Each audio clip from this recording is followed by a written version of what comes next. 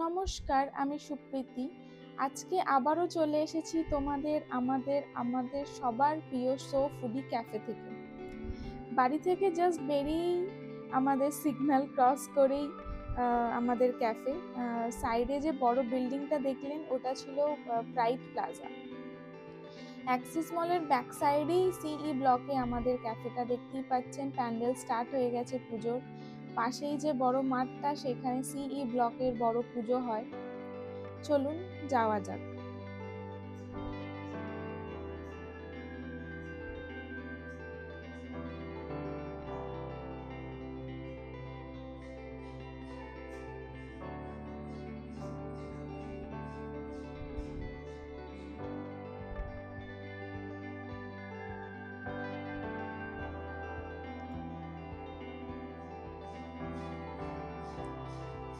সকালে ক্যাফের সামনেটা এতটা সুন্দর লাগে, পরিষ্কার আকাশ, গাছগুলি সব ঝলমল করছে।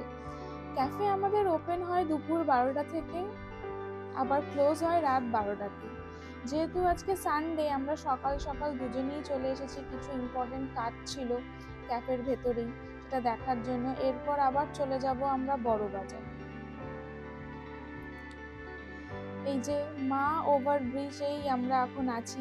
বড়বাজার যাচ্ছি হচ্ছে ক্যাফের জন্য, কিছু কাটলারিজ কেনার আছে আমাদের।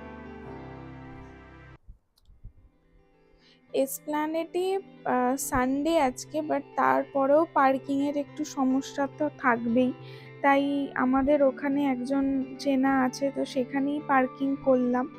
তারপর এই দেখতেই পাচ্ছেন মহাকরণ স্টেশন, মেট্রো স্টেশনের পাশ দিয়ে আমরা এখন হাঁটতে হাঁটতেই গেছিলাম বড়বাজারে, যেখানে একটা লেন জুড়ে পুরো কাটলারিজের দোকান।